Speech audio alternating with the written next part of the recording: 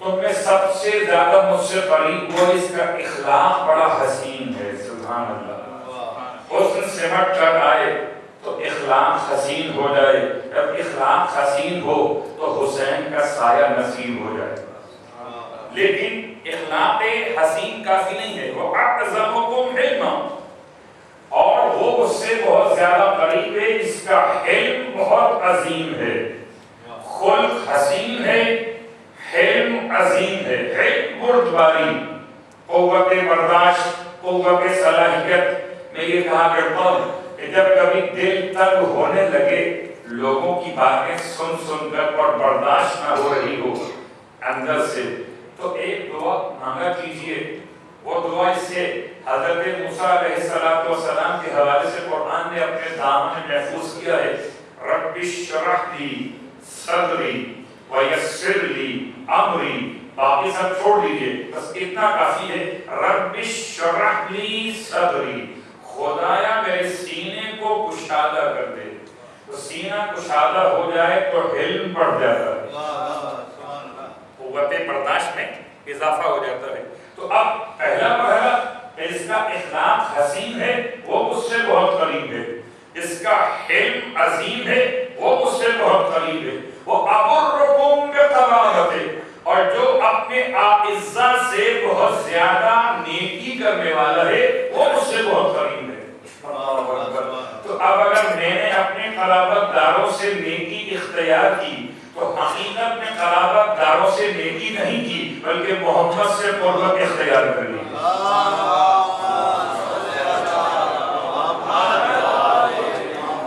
اور چوتھی بات، ہمارا عنوان مکارم الاخلاق ہے اور اسی سے بات کو آگے بڑھا رہے ہیں. چوتھی بات، سب سے مشکل بات، اشدکم من نفسہ انصافا.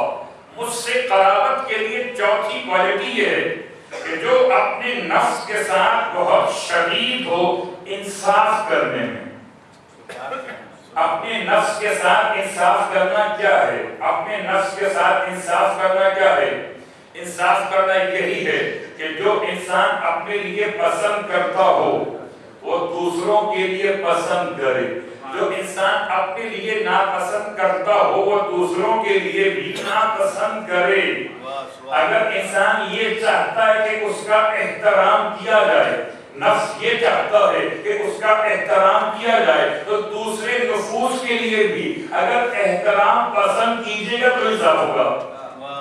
اگر انسان یہ چاہتا کہ اس کو کوئی برا نہ کرے، اسے کوئی مذمت نہ کی جائے، تو پھر اپنے نفس کی پسند پہ انصاف کیا ہے کہ دوسروں کی مذمت کرنا چھوڑ دیجئے تاکہ انصاف کے تقاضے پورے ہو جائیں. اشدکم من نفسہ انصافا. 4 باتیں یہ قولی حدیث تھی. اب آئیے عملی حدیث. دعا پڑھ رہے ہوں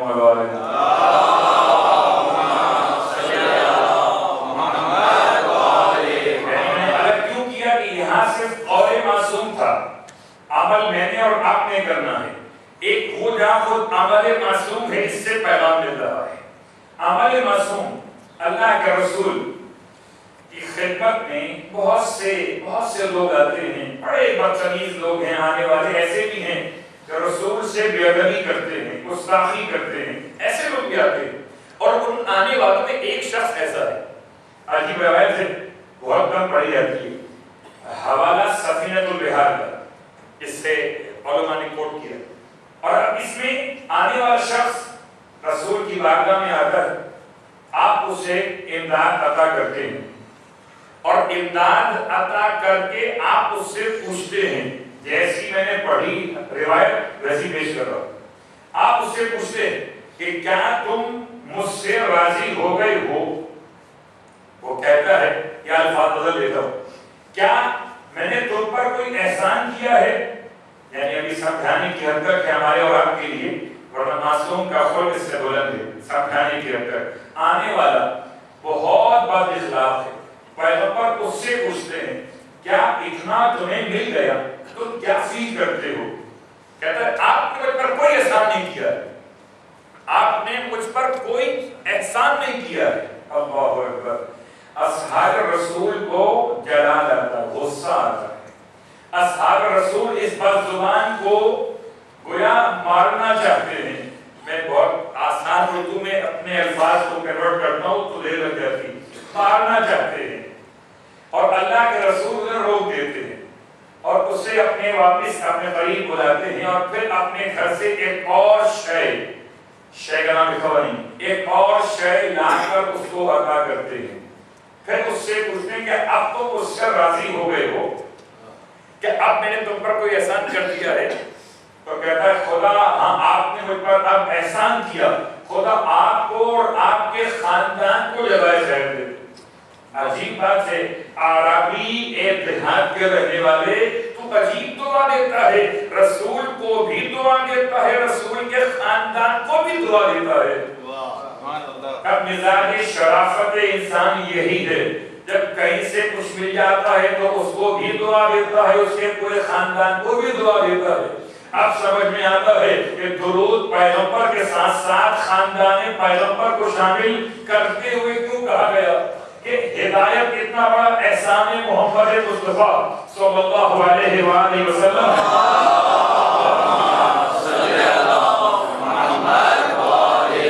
انسان کو چاہیے کہ اب خالی یہ نہ کہے کہ اللہم صلی علی محمد, بلکہ وہ آل محمد پر بھی درود ہو.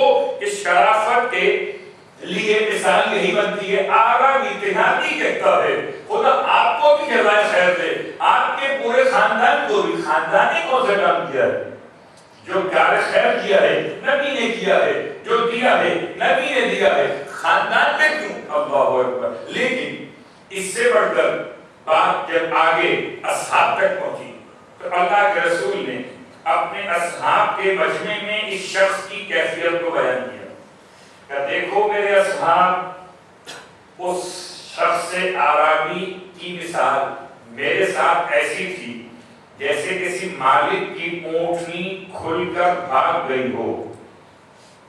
جیسے کسی مالک کی اونٹنی کھل کر بھاگ گئی ہو اور مالک اس کے پیچھے پیچھے جا رہا ہو.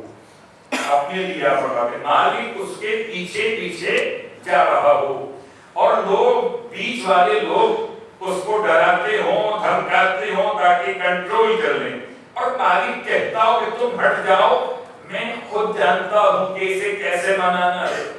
مالک اونٹنی کے قریب جائے, اس کے سر پہ ہاتھ رکھے, اس کی پیشانی پر پیار کرے, اس کے چہرے کی مٹی جھاڑے اور پھر اس کی مہار کو ہاتھ میں لے لے, تو مالک بہتر سمجھتا ہے کہ اپنے جانور کو کیسے رام کیا جاتا ہے.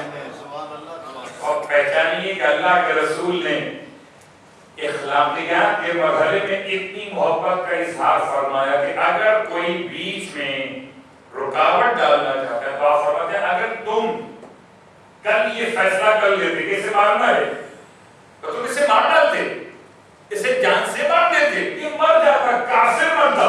اور پیغمبر نہیں چاہتے کہ کوئی ہدایت کے متلاشی ہو اور ہدایت کے بغیر مر جائے. بات پڑھے محمد علیہ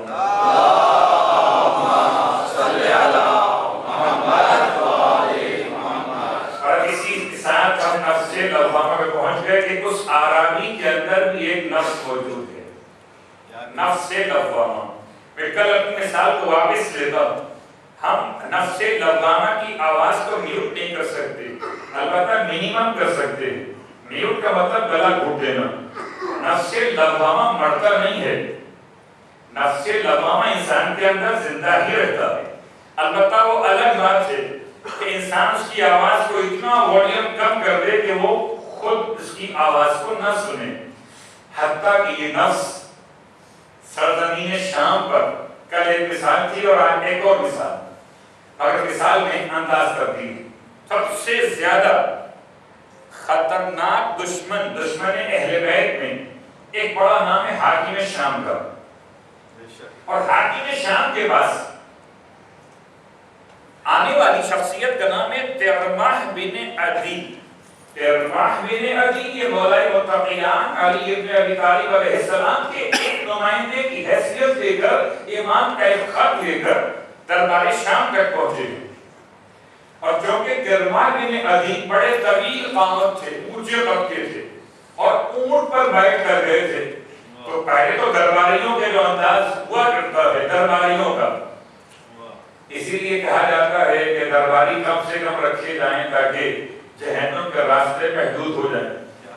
اور شاید اسی لیے حکومت پاکستان نے 18ویں ترمیم کی بنیاد پر مشیروں کی فوج کم کر دی ہے. خیر وہ بات الگ ہے. لیکن جرما بن عدی جب پہنچے تو ان کے قد کو دیکھ کر پہلا استہزاء، پہلا مذاق اڑایا گیا. اوہو اتنا اونچا آدمی آیا ہے، لگتا ہے آسمان کی خبر لے کر آیا ہے. جب جرما قریب پہنچے تو ہنستے ہوئے حاکم شام نے مذاق اڑایا اور ساتھ بیٹھنے والے شرابی اس کے ساتھ بیٹھنے والے خوب ہنستے تھے، خوب مذاق اڑاتے تھے. ہاں اتنا اونچا آپ لگتا آسمان سے آیا ہے.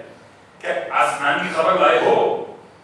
سلام و کرما پر بغیر اپنے جذبات کو اشتعال میں لائے ہوئے، یعنی غصہ کیے بغیر کرما نے مسکراتے ہوئے کہا ہاں میں آسمان کی خبر نہ لاؤں تو کون لے کر آئے گا؟ میرے مولا کی ولایت، میرے مولا کا علم تو آسمانوں تک پھیلا ہوا ہے. اب روایت تو آپ علم میں امام فرماتے ہیں کہ میں آسمانوں کے راستے زمین کے مقابل میں زیادہ بہتر جانتا ہوں. اللہ اکبر. اور اس کے بعد جرما نے جو آسمان کی خبر سنانا شروع کی ہے تو دربار جو ابھی مذاق کے موڈ میں تھا بالکل پلٹ گیا. حالات بالکل منقلب تبدیل ہو گئے. اور اب جرما سے پوچھا گیا اچھا بات کاٹنے کے لیے اچھا بتاؤ کس کام کے لیے آئے تھے؟ جرما نے کہا میں خط لایا تھا. کس کا خط لائے تھے؟ بس کس کا خط لائے تھے کہنا تھا. جرما نے کس کا خط لائے پر اس کے فضائل شروع کر دی. اس نے خط لکھا تھا ابو تراب نے لکھا، رسول کے داماد نے لکھا، فاطمہ کے شوہر نے لکھا، حسنین کے بابا نے لکھا. اور ابھی فضائل کی لمبی ساری شروع ہو گئی. تب آ کر حاکم شام نے کہا اچھا بتاؤ کس کے نام لکھا ہے یہ خط؟ اب سنو کس کے نام لکھا ہے. ایک نالائق کے نام لکھا ہے، ایک بدتمیز کے نام لکھا ہے. میں تو بہت ڈرتے ہوئے منبر کے آداب کے لحاظ سے آپ پڑھے محمد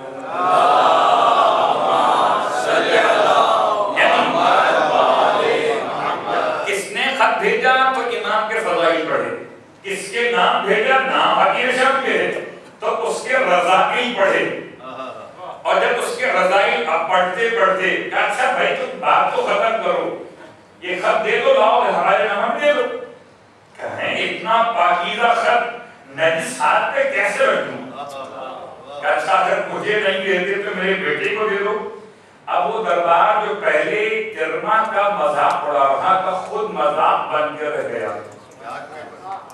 ابھی تک وہ دربار جو جرما کا مذاق اڑا رہا تھا خود مذاق بن کے رہ گیا. کہ اچھا یہ خط مجھے دو. کہ نہیں تمہیں دے نہیں سکتا کہ تم نجس آدمی. اچھا میرے بیٹے کو دے دو. کہنے لگے جب باپ ایسا ہے تو بیٹا کیسا ہوگا. کہ اچھا میرے مشیر کو دے دو. بات مشیر آ گئی نا. اچھا میرے مشیر کو دے دو. کہ جب امیر ایسا ہے تو مشیر کیسا ہوگا. اور جب بالآخر وہ خط پہنچا کر جرما چلے گئے. اب وہ جو اصل پیغام تھا نفس لوامہ کا وہ کیا ہے اس میں؟ تو حاکم شام نے خفت یعنی بہت ندامت تھی، سر جھکائے ہوئے، پورا ماحول تبدیل ہو چکا ہے. عمرو عاص سے کہا کہ تم نے دیکھا سنا ایک بھوکے انسان کا بھوکا نمائندہ، فاقہ کش انسان کا فاقہ کش نمائندہ تمہارے سامنے کتنی روانی کے ساتھ تقریر کر کے چلا گیا اور تم بیٹھے دیکھتے رہے، تم نے کچھ بھی نہیں کہا. جبکہ تم تو ہمارے دسترخوان پر بڑی بڑی غذائیں مفت کھاتے ہو بیٹھ کر. کہنے لگا عمرو عاص حاکم شام سے کہ ایسی روانی تقریر غذاؤں سے پیدا نہیں ہوتی، حقانیت سے پیدا ہوتی. اور کیا کریں اگر کرما کی تقریر میں فصاحت خوراک سے آئی ہوتی تو ہم اس سے زیادہ بول سکتے تھے، مگر حقانیت سے آئی ہے اور تیرے پاس سب کچھ ہے مگر حقانیت نہیں ہے. نفس لوامہ عمرو عاص کے پاس بھی ہے. اللہ اکبر. اور اگر میں ڈرتے ہوئے کہوں تو نفس لوامہ تو حاکم شام کے پاس بھی تھا. کہیں تو مثال پیش کر دوں. اس کا مطلب مثالوں کا مطلب آپ کا ٹائم پاس نہیں کرنا ہے، بلکہ بتانا یہ ہے کہ نفس لوامہ ہونے میں انسان کا کوئی کمال نہیں ہے، یہ تو کافر کے پاس بھی ہوتا ہے، یہ تو مومن کے پاس بھی ہوتا ہے، یہ تو منافق کے پاس بھی ہوتا ہے۔ اب الگ بات ہے کون سا شخص اپنے لوامہ کی آواز کے والیوم کو کم کر دے اور کون بڑھا دے۔ تو آئیے تھوڑی سی مثال، حاکم شام خود حاکم شام دربار سجا ہوا ہے، اور ضرار بن حمزہ محدث جیسی شخصیت دربار میں کسی کام سے پہنچے ہیں، اور ان کو دیکھ کر حاکم شام نے کہا آج ہم چاہتے ہیں کہ آپ ابو تراب کے فضائل بیان کر دیجیے۔ ضرار بن حمزہ نے ہاتھ جوڑ دیے کہ میں اس کام سے معاذرت چاہتا ہوں، میں یہ کام نہیں کرنا چاہتا، تیرے دربار میں فضائل ابو پڑھوں، کہ آج ہم خود چاہتے ہیں کہ تم فضائل ابو پڑھو۔ اس کا دربار کہ جس کے دربار سے سب کو شتم مولا کے خلاف 70,000 ممبروں پر ٹرانسفر کیا گیا، اس دربار میں فضائل علی ابن ابی طالب بیان ہونا شروع ہوئے۔ اور کب کہ اپنے ضرار نے کہا کہ پہلے میں جان کی امان پاتا ہوں، اس کے بعد بیان کرتا ہوں۔ کہاں بیان کرو، آج ہم خود کہتے ہیں بیان کرو۔ اللہ اکبر۔ تو کوئی نفس اندر موجود تھا جو حاکم شام سے کہتا تھا کہ کبھی فضائل علی سن کر دے گچے استعمال لفظ متراب کیا ہے، مگر ضرار نے کیا فضائل پڑھے، میں تو حیران ہو گیا۔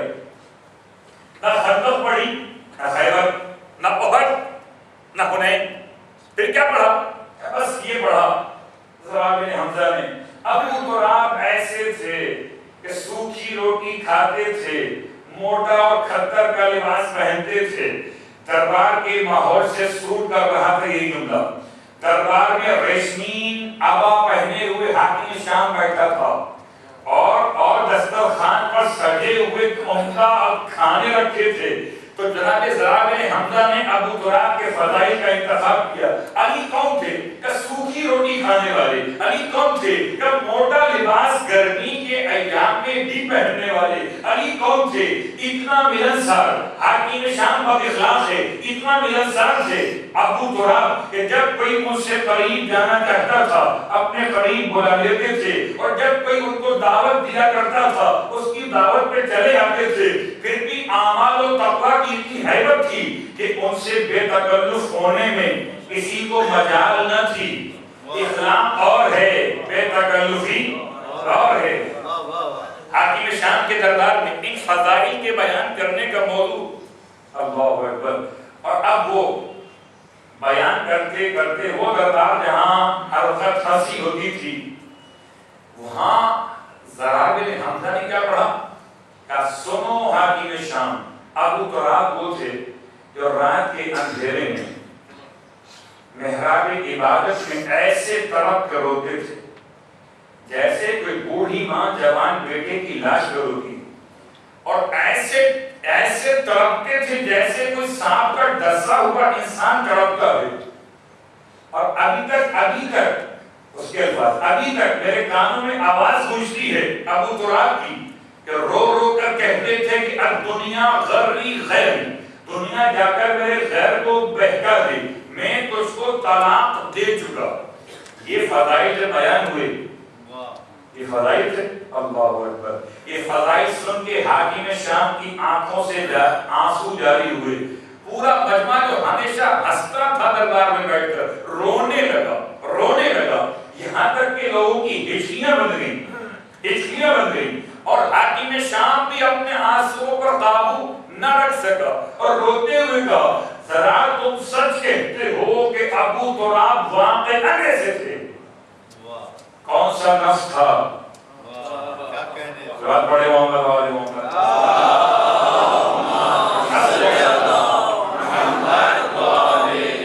نفس اندر کون سا تھا؟ نفس لوامہ، جو حاکم شام کو بھی ابو تراب کے فضائل سننے پر مجبور کر رہا تھا۔ نفس لوامہ یعنی انسان اپنے اندر ایک نفس رکھتا ہے، لیکن خالی وہ نفس کافی نہیں ہے، نفس لوامہ ہی کافی نہیں ہے جب تک کہ انسان تربیت کی منزل پر نہ پہنچے۔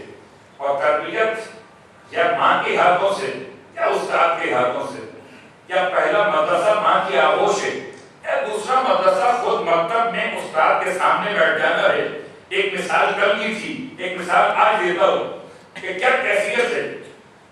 اللہ اکبر، کہ جب تاریخ بتاتی ہے کہ یزید کے مرنے کے بعد اس کے اپنے بیٹے، سگے بیٹے کو، اس کا نام خود معاویہ ہے، یزید کے بیٹے معاویہ کو جب تخت پیش کیا گیا کہ آئیے آپ کو آنا ہے، تو معاویہ ابن یزید نے تخت کو چھوڑ دیا کہ یہ میرا حق نہیں ہے، یہ حق تو آل محمد کا ہے، میرے باپ نے جو کیا وہ بھی غصب تھا، جو میرے دادا نے کیا وہ بھی غصب تھا، اور میں اس پر غصب کے عنوان میں نہیں آ سکتا۔ اللہ اکبر، اب پورا مجمع حیران تلاش ہوئی کہ اس کے ذہن میں یہ خواب آیا کہاں سے؟ نفس لوامہ تو سب کے پاس تھا، مگر یہ حق پرست کیسے ہو گیا؟ تو پتا چلا کہ اس کے استاد نے جو اسے پڑھاتا تھا آ کر کچھ ایسی تربیت کر دی تھی کہ نفس لوامہ کو نفس مطمئنہ سے ملا دیا تھا، اور اب جو اندر کی آواز تھی وہ زبان کی آواز بن چکی تھی۔ اللہ اکبر، عزیزان محترم، ہم پہنچ رہے ہیں ان وسائل کو استعمال کرتے ہوئے تربیت کے بعد بھی ایک منزل اور ہے۔ وہ منزل کون سی؟ امر بالمعروف اور نہی عن المنکر۔ اس سے انسان آگے بڑھتا ہے اخلاقیات کے بعد بھی۔ جانا کہاں تک ہے؟ کہ جانا ہے توحید تک، جانا ہے توحید تک۔ توحید کب ہے؟ جب یقین ہے۔ یقین کب ہے؟ جبکہ وسائل یقین ہے۔ امر بالمعروف اور نہی عن المنکر، صرف دو پیغامات اس کے کہ جہاں قرآن مجید فرقان حمید سورہ بقرہ کے آل عمران کی آیت نمبر 110 نمبر بڑا خوبصورت ہے۔ الفاظ کیا ہیں؟ کنتم خیر امت اخرجت للناس، تم ہو ایک بہترین امت۔ اللہ اکبر، بغیر تمہید کے خدا نے بات شروع کر دی۔ تم ایک بہترین امت ہو، نکالے گئے انسانوں کے لیے، لائے گئے انسانوں کے لیے، پیدا کیے گئے انسانوں کے لیے۔ کیوں؟ تأمرون بالمعروف، تم معروف کا حکم دیتے ہو، وتنہون عن المنکر، اور برائی سے روکتے ہو۔ اس کے بعد کہ وتؤمنون باللہ، اور اللہ پر ایمان لاتے ہو۔ ایمان بعد میں ہے، امر بالمعروف نہی عن المنکر پہلے ہے۔ مثال کیا؟ مثال بڑی آسان سی ہے۔ ایمان کے بعد امر بالمعروف نہی عن المنکر اور ہے، ایمان سے پہلے اور ہے۔ کہ جب کبھی ہم اہتمام مجلس سے ادا کرتے ہیں تو فرش کو بچھانے سے پہلے صفائی کرتے ہیں، جب صفائی ہو جاتی ہے تب فرش کو بچھاتے ہیں۔ فرش کو بچھانے کے بعد آپ ڈسٹنگ نہیں کرتے، ڈسٹنگ کب کرتے ہیں؟ چاندنی کو بچھانے سے پہلے۔ کیوں؟ اس لیے عقل کہتی ہے کہ چاندنی کو بچھا کر اگر ڈسٹنگ کرو گے تو ڈسٹ چاندنی پر آ جائے گی۔ عقل کا تقاضا یہ ہے کہ پہلے ڈسٹنگ کر لو، بعد میں چاندنی کو بچھاؤ۔ تو پہلے امر بالمعروف سمجھ لو، پھر ایمان کی چاندنی کو بچھاؤ، تاکہ جب ایمان کی چاندنی بچھائی جائے تو ڈسٹ نہ پہنچ سکے۔ امر بالمعروف نہی عن المنکر ایک راستہ، لیکن اس کے بعد بھی امکان ہے کہ انسان توحید تک نہ پہنچ سکے۔ اس کا ایک راستہ اور کہ خود ایمان انسان کو پہنچاتا ہے، مگر ایمان کون سا ایمان؟ ابھی ہم نے بحث کی نفس لوامہ ہر انسان کے پاس، ایمان ہر انسان کے پاس موجود ہے، البتہ وہ ایمان کون سا ہے جو کافر کے پاس بھی ہے، وہ ایمان کون سا ہے جو مومن کے پاس بھی ہے؟ البتہ قرآن کی آیت سورہ واقعہ لقمان کی آیت نمبر 58 کے الفاظ کیا ہیں؟ لَإِن سَأَلْتَهُمْ مَنْ خَلَقَ السَّمَاوَاتِ وَالْأَرْضِ، اور یہ الفاظ آیت قرآن میں 5 مقامات پہ استعمال ہوئے۔ لَإِن سَأَلْتَهُمْ مَنْ خَلَقَ السَّمَاوَاتِ وَالْأَرْضِ، اگر تو ان سے سوال کر لے پیغمبر، ان سے کافروں سے، من خلق السماوات والارض، کون ہے وہ ذات جس نے آسمان و زمین کو پیدا کیا ہے؟ لا یقولن اللہ، سب کا ایک ہی کامن جواب ہوگا اللہ نے پیدا کیا ہے۔ تو کوئی ایمان تو ہے جو اس کے پاس موجود ہے جو اسے اللہ کہتا رہا۔ بات پڑھے محمد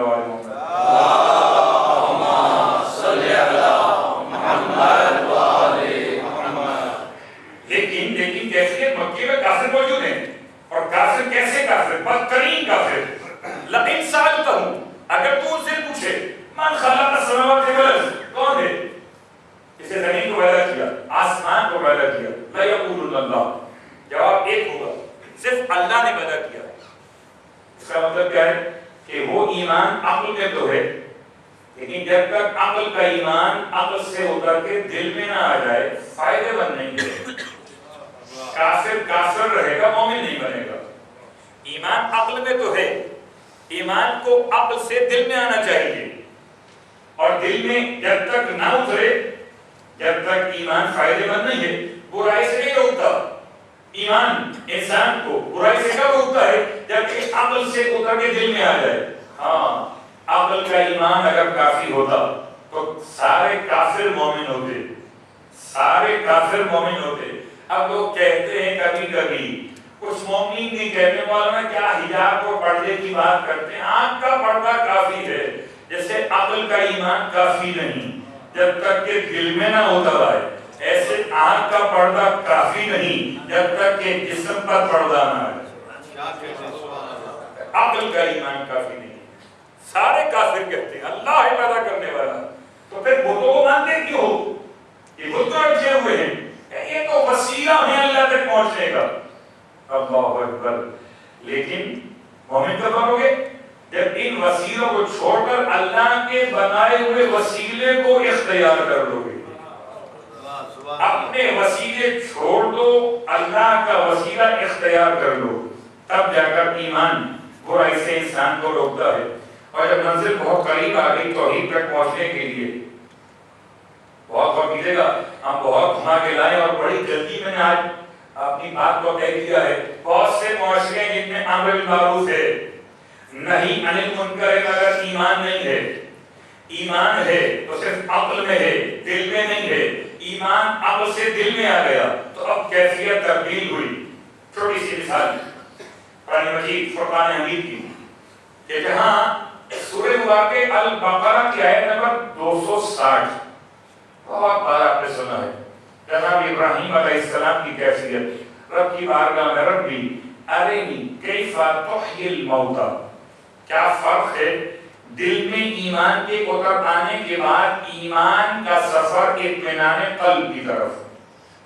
ایمان دل میں آ تو گیا ہے مگر آپ اس سے مطمئن بھی ہیں یا نہیں؟ جناب ابراہیم علیہ السلام کے الفاظ کیا؟ رب ارنی کیف تحیی الموتى، پروردگار کو مجھے دکھا مردوں کو زندہ کیسے کرتا ہے. اعلیٰ اولم تمہیں سورہ واقعہ البقرہ ہے آیت نمبر 260.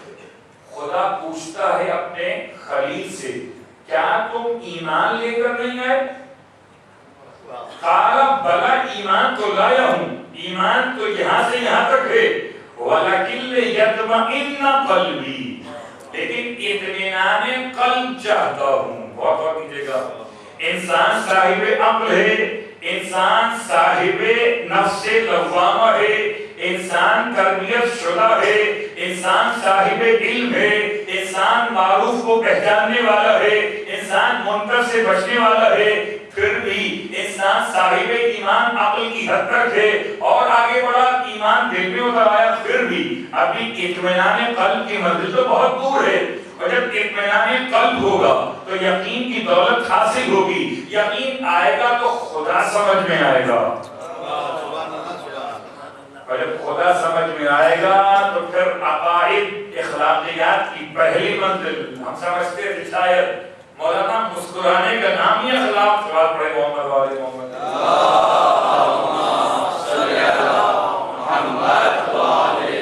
پوری مسلسل بحث ہو گئی، اخلاقیات کو سمجھاتے سمجھاتے سمجھاتے ہم کہاں تک پہنچے؟ حالانکہ اتنا ہی نہ بلی، لیکن پروردگار میں تو اطمینان قلب چاہتا ہوں. فخذ اربعة من الطير، کہ ٹھیک ہے 4 پرندوں کو لیجئے اور ان کو ذبح کیجئے. فصرهن إليك ثم اجعل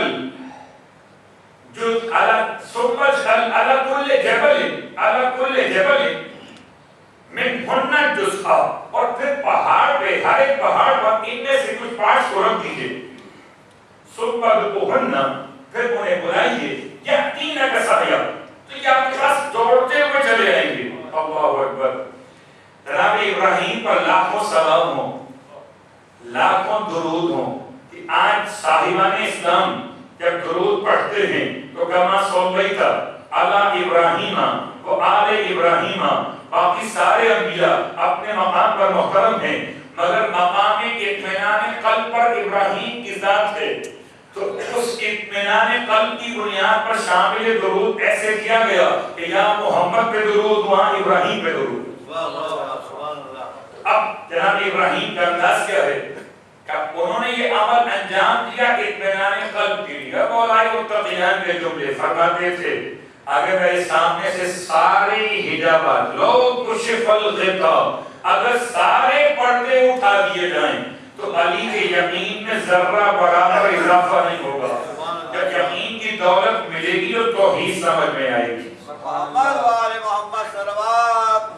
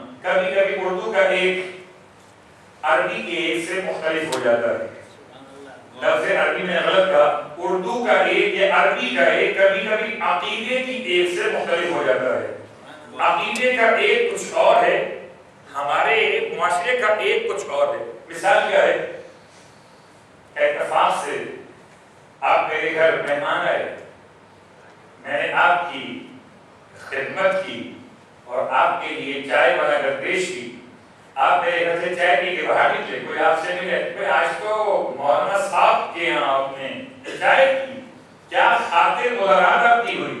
آپ نے کہا لیجیے کیا خاطر ہوئی؟ ایک پیالی چائے پر ہی، اب وہ لفظ تو اردو کا بہت گہرا کر کھا دیا، یعنی ایک کپ چائے پر ہی ہمیں فارغ کر دیا۔ اب کوئی کہے چلتا یہ لفظ ایک، اس میں ایک میں پانی بھی شامل تھا، نمبر ایک پانی شامل تھا، چائے میں نہیں تھا، تھا نا، دودھ تھا، چینی تھی، چائے کی پتی ٹیبل تھی، چار چیزیں تھیں، چار کو ملا کے ہم نے ایک کہا۔ خدا ایسا ایک نجات پڑے محمد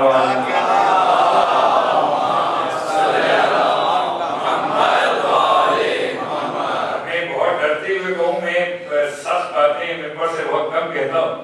کبھی کبھی ذہن متوجہ ہو جاتا ہے کہ یہ جو اللہ کے نام، اللہ لفظ اللہ لکھا گیا، اس میں پنجیتن کے نام کو مکس کیا گیا۔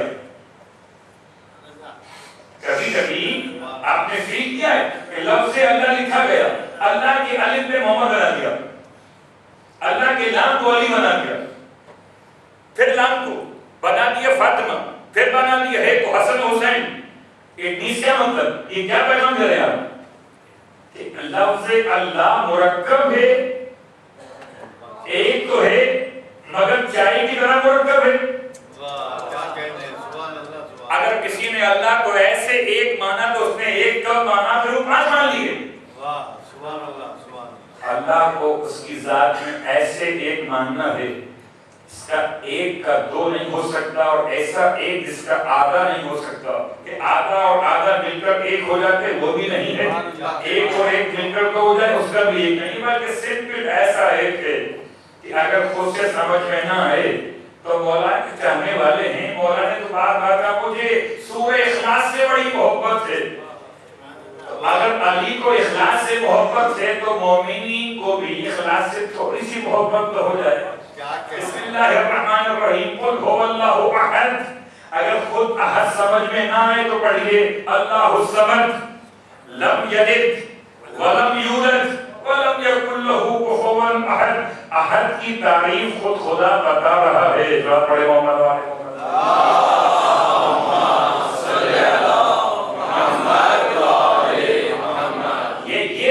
توحید ذاتی ہے۔ توحید صفاتی کیا ہے؟ بہت چھوٹی سی تعریف کر کے آج کی اپنے بات کو مکمل کریں گے، اور کل پھر آگے بڑھیں گے۔ اخلاقیات میں اگر خاص مفہوم ہوگا کل کی تاریخ کے اعتبار سے۔ البتہ توحید صفاتی کیا ہے؟ خدا کی ذات اور خدا کی صفات ایسی ہیں جو الگ نہیں ہو سکتی۔ اس کا بھی بڑا فائدہ ہے، بڑا عمدہ پیغام ہے، لیکن پہلے اس کی مثال۔ آپ سب کیا کر رہے ہیں؟ ہم بیٹھے ہوئے ہیں۔ اگر بیٹھے نہ رہیں گے تو آپ کو لفظ قائد سے یاد نہیں کیا جائے۔ قائد، قاف الف عین دال، بیٹھنے والا۔ پھر جب کھڑے ہو گئے تو قائم، قیام کرنے والا۔ جب آپ بات کر رہے تھے تو آپ ہیں متکلم، جب آپ بات سن رہے تھے آپ ہیں سامع، سامع متکلم، قائد قائم۔ آپ ہیں مختلف حالتوں میں، کبھی ہیں اور کبھی نہیں ہیں۔ آپ کچھ نہیں جانتے تھے، کچھ جاننے لگے، عالم نہیں تھے، عالم ہو گئے، نہیں تھے ہو گئے، ایک وقت میں نہیں تھے ہو گئے۔ اس کا مطلب کیا ہے کہ ہماری ذات ہماری صفات سے الگ ہے۔ جب کبھی اس صفت سے متصف ہو جاتے ہیں تو ہم اس معنی میں کہے جاتے ہیں، اور جب اس صفت سے الگ ہو جاتے ہیں تو ہم ذات کہہ جاتی ہے، صفت الگ ہو جاتی ہے۔ خدا عالم ہے، ایسا عالم ہے کہ اس کا علم اس کی اپنی ذات سے ملا ہوا ہے۔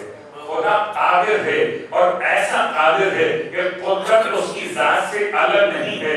خدا قدیم ہے، اور ایسا قدیم ہے کہ اس کی قدیمی اس کی ذات سے الگ نہیں ہے۔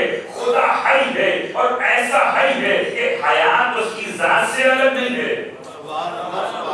جب تک یہاں تک نہیں پہنچو گے تب تک اخلاقیات کا پہلا چیپٹر تو مکمل ہی نہیں ہوگا۔ اور آخری بات توحید کے حوالے سے گفتگو تمام۔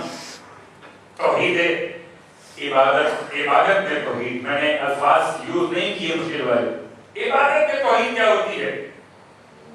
کہیں تو مثال سے پیش کرو. چلیے ایک مثال بہت چھوٹی سی.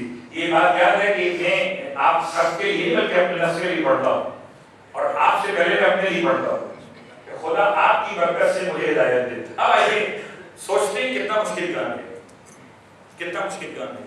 وضو کے لیے میں پہنچا, موسم آج کل ٹھنڈا ہو گیا ہے, لوگ اس سے اچھا موسم کریں, ٹھیک ہے اچھا موسم, بڑھتا موسم, مگر صبح 5:30 بجے اگر گیزر آن نہیں ہے, اگر گیزر آن نہیں ہے اور میں بلینکٹ میں تھا, نائٹ سو رہا تھا, بلینکٹ میں تھا, میں جب باہر نکلا وضو کرنے کے لیے, واش روم بنا ہوا باہر, وہاں تک گیا, ایسے ہی میں نے ٹیپ گھمایا واٹر نکالنے کے لیے, ویسے ہی ٹھنڈا ٹھنڈا پانی ادھر بند ہے نا.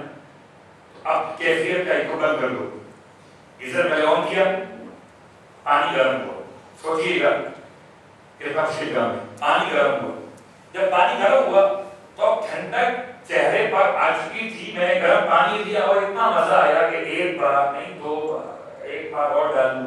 گرم پانی سے بڑی تازگی مل رہی تھی. جب نیت میں تازگی لینے کا ارادہ شامل ہوا, شرک پیدا ہو گیا. جب ہم نے وضو کرتے ہوئے اپنے چہرے کی گرمی کا موسم تو ٹھنڈک کی بات, سردی کا موسم تو گرمی کی بات. کیوں؟ اس لیے کہ پانی ٹھنڈا ہو یا گرم, چہرے پر اثرات کوئی نہیں پڑے. ہماری نیت کیا تھی؟ قربتاً الی اللہ. اس نیت کو حاصل کیسے کریں؟ اسی مثال کے اندر, کیسے مثال تو دوسری بھی ہے اور اس کو بعد میں دیکھ رہے تھے, پہلے اسی مثال کیسے ہم اپنی عبادت کو خالص کریں گے. ایسے کریں گے کہ اگر ہم فیل کرتے ہیں کہ پانی کا اثر تو ہوگا, یہ تو آپ غلط بات کر رہے ہیں, ہوگا کیوں نہیں ہوگا, لیکن نیت کے اخلاص کے لیے ایک کام کیجئے, وضو کی نیت سے پہلے خوب منہ دھو لیجئے.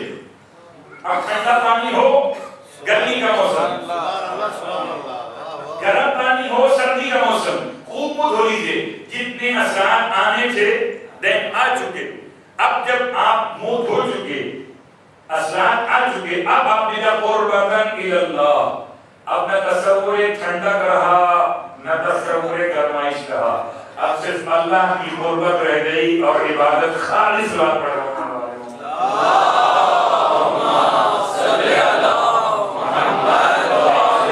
اس کو اگر مثال سے جانا چاہیں گے تو کہیں کیونکہ وقت ختم ہو رہا ہے اور مجبوری ہے مثال مکمل کرنے کی. بہت مشہور مثال, کبھی سنا تو بہت دفعہ ہے کہ مولا اپنے قاتل کو, اپنے سامنے آنے والے کافر کو زمین پہ گرا چکے, عامر ابن عبدو سینے پہ سوار اور اس کے گلے پر چھری یا تلوار مارنا چاہتے کہ اس نے بے ادبی کی, اور بے ادبی جو بھی کی ہو ایکس وائی زیڈ. امام اترا اور اترنے کے بعد امام نے ویٹ کیا, جب ویٹ کر لیا اور جذبات نفس کا پیغام صاحبان ایمان کو پہنچ گیا, اپنے لیے نہیں مومنوں کے لیے پیغام پہنچ گیا, تو آپ دوبارہ گئے, سر کاٹ دیا. پھر پوچھا گیا یہ آپ نے کیا کیا تھا؟ پہلے اتر آئے, کہ پہلے اگر سر کاٹتا تو سر تو ضرور کٹتا, لیکن سر کاٹنے میں اسلامی جذبات کے ساتھ ساتھ نفس کے جذبات کہیں شامل نہ ہو جاتے. اور آپ کا نفس مطمئن ہے, ہمیں آپ پر تو کوئی سوال نہیں ہے. البتہ یہ آپ کی مثال ہم جیسے گنہگاروں کے لیے کہ جب کبھی اسلام کے لیے تلوار نہیں اٹھانا تو نفس کے جذبات اور غصے کو شامل نہ ہونے دینا. عبادت میں اخلاص چاہیے کہ خدا کی توحید تک عبادت بھی ہوا کرتی ہے. بس میں نے بات کو مکمل کیا. کیسی توحید در عبادت تھی کربلا کے شہیدوں. کیا آج صرف ایک سے آپ کے غلام پر تذکرہ کرنا مقصود ہے؟ صرف دو ہی جملے. جناب جان کی پوری تاریخ اپنے مقام پر ہے. 150 درہم میں خریدا تھا مولا نے, حضرت ابوذر کی خدمت پر رکھا تھا مولا نے, اور ابوذر کے ساتھ ربضہ میں پہنچے تھے. ربضہ میں انتقال جب ابوذر کا ہو گیا, جناب جان حبشی واپس خدمت امام میں پہنچ گئے اور خدمت امام سے کربلا تک پہنچ گئے. اور کربلا میں امام حسین کی بارگاہ میں آتے کہ مولا بڑھنے کی رضا عطا فرما دیجیے۔ امام بوڑھے غلام کو دیکھتے ہیں، کہاں حضرت ابوذر مولا کے خریدے ہوئے غلام اور کہاں ہی زمانہ، بڑھاپا ہے ان کا، کہاں بڑھاپے میں آپ زحمت برداشت کریں گے۔ جناب جون عجیب تھے، ایک مرتبہ تڑپ گئے، کہنے لگے آقا میرا خون شاید بدبودار ہے، یہ ان کا اپنا ذہن تھا، میرا خون بدبودار ہے، میرا جسم شاید سیاہ ہے، مگر میں قسم کھاتا ہوں جب تک اپنے خون کو آپ کے پاکیزہ خون سے نہ ملا لوں تب تک میں چین سے نہیں بیٹھوں گا۔ امام نے ایک اور انداز اختیار کیا، فرمایا ہم یہ چاہتے تھے کہ تمہیں رکھیں، تمہیں میدان میں نہ بھیجیں تاکہ تم میرے بیٹے عابد کی خدمت میں رہ سکو، سید سجاد کے پاس رہ سکو۔ کہنے لگے مولا اگر آپ اجازت دیں تو میں جا کر امام سجاد سے پرمیشن لے لوں۔ امام کی بارگاہ سے نکلے، خیمے کی پشت پر آئے، السلام علیکہ یا ابن رسول اللہ کہہ کر امام سجاد کو سلام کیا۔ امام نے جواب سلام دے کے فرمایا کون آتا ہے؟ کہا جون مولا، آپ کے بابا نے آپ کی خدمت کے لیے وقف کر دیا ہے، مولا آپ اجازت دیتے ہیں کہ میں میدان جہاد میں شہادت کے لیے چلا جاؤں۔ امام سجاد نے فرمایا میں خود نہیں جا سکتا، اپنے امر کی بنیاد پر جاؤ، میری جانب سے قربان ہو جاؤ، میں نے تم کو اجازت دی۔ جان خوشی خوشی امام حسین کی بارگاہ میں پہنچے اور رونے والوں میدان کربلا اس حبشی غلام کا خون بہنے لگا۔ امام کو آخری سلام کیا، روتے ہوئے حسین جون کے سرحانے پہنچے۔ امام نے دو شہیدوں کے ساتھ ایک خاص کام کیے، ایک جناب علی اکبر کے ساتھ کیا تھا اور ایک جناب جون کے ساتھ کیا ہے۔ جون کے سر کو اٹھایا، اپنے زانوں پر رکھ لیا اور کیفیت کو کیسے محسوس کیجیے گا کہ اکبر کا جہاں سر تھا وہیں جون کا سر ہے، شبیر کا زانو ہے، مساوات کی دنیا۔ اپنے جون کے سر کو اپنے زانو پہ رکھا، اپنے رخسار کو جون کے کالے رخسار پہ بالا، رو کے جاتے تھے خدایا جون کے رنگ کو نور میں تبدیل کر دے۔ ایسی دعا قبول ہوئی، سب کی لاشیں معطر تھی مگر بادشاہ میں غریباں بنی اسد کے زمیندار کہتے تھے مولا سجاد ایک لاش ایسی ہے جس کی اتنا نور ساتھ ہے کہ لگتا ہے آسمان تک معطر ہو گیا۔ امام روتے تھے، ارے وہی جوان میرے بابا کا عاشق، میرے بابا کی دعا خدا۔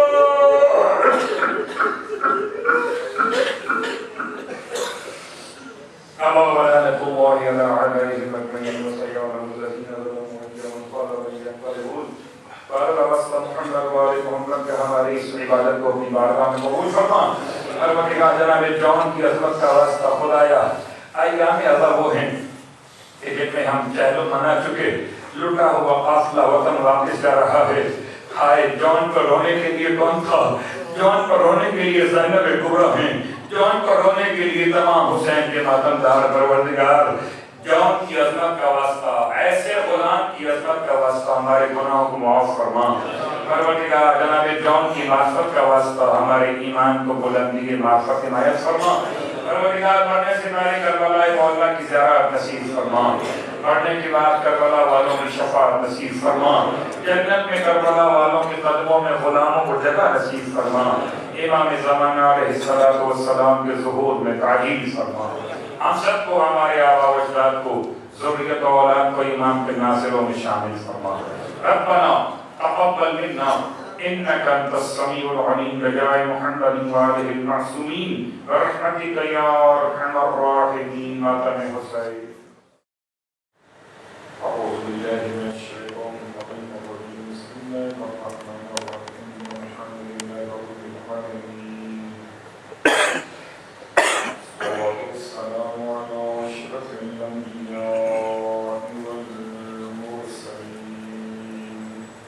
سيدنا أبي القاسم محمد اللهم صل على محمد وآل محمد وعلى أهل بيته الطيبين الطاهرين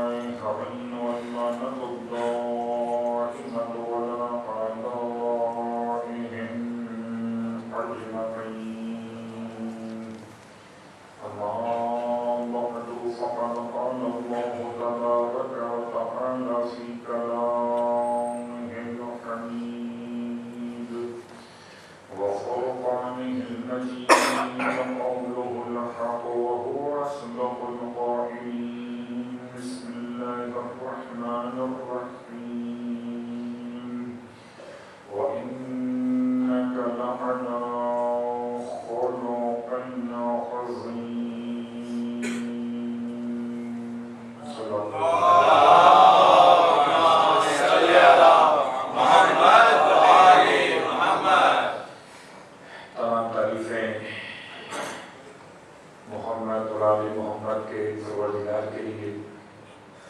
تمام ہدیہ درود و سلام ان تمام مقدس ہستیوں کے لیے جن کی تعلیمات کے نتیجے میں انسان کو اخلاقیات کے مراتب حاصل کرنے کا موقع نصیب ہوا.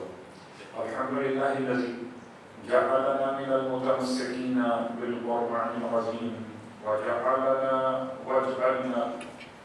من المتمسكين بولاية علي بن أبي طالب عليه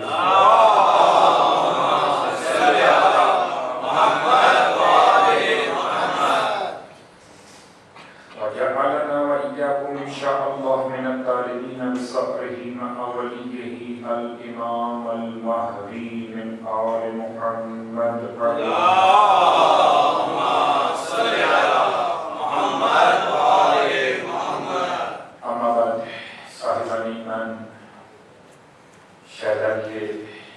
فاطمہ زہرا کے ماتمدار آج کی شب کی مناسبت کو سامنے رکھتے ہوئے اور صاحب تعزیت پیش کرنے کے لیے جمع ہوئے.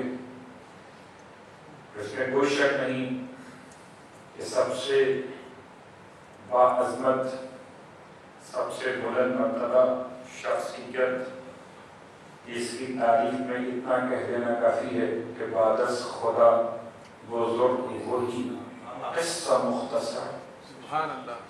رسول سے بڑھ کر دنیا میں خدا کے بعد رسول کے کوئی بھی نہیں ہے.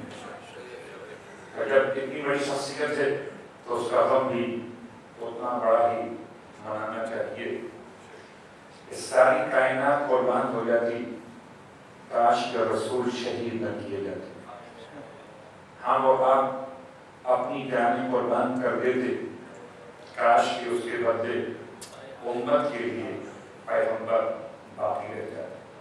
لیکن ربط مسائل نہیں ہے صرف ابتدا واردیت کے عنوان سے کی گئی اور چونکہ ہمارا عنوان مکارم الاخلاق اور اس کے ذیل میں روزانہ سورہ قلم کی آیت نمبر 4 روز ختمی کے مرتبہ کو یاد کر رہے ہیں. ایک یاد کرنا انک لعلی خلق عظیم کے عنوان سے ہے اور ایک یاد کرنا اس روایت کی بنیاد پر قطب راوندی سے اس روایت کو نقل کیا گیا کہ سرکار خاتمی کے مرتبہ احمد مصطفیٰ محمد مصطفیٰ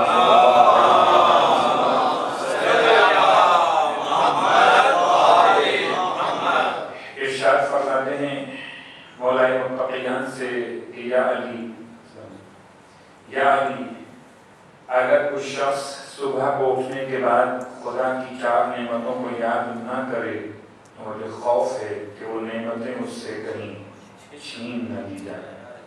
ان نعمتوں میں ایک نعمت یہ بھی ہے والحمدللہ الذی جعلنی من امت محمد صلی اللہ علیہ وآلہ.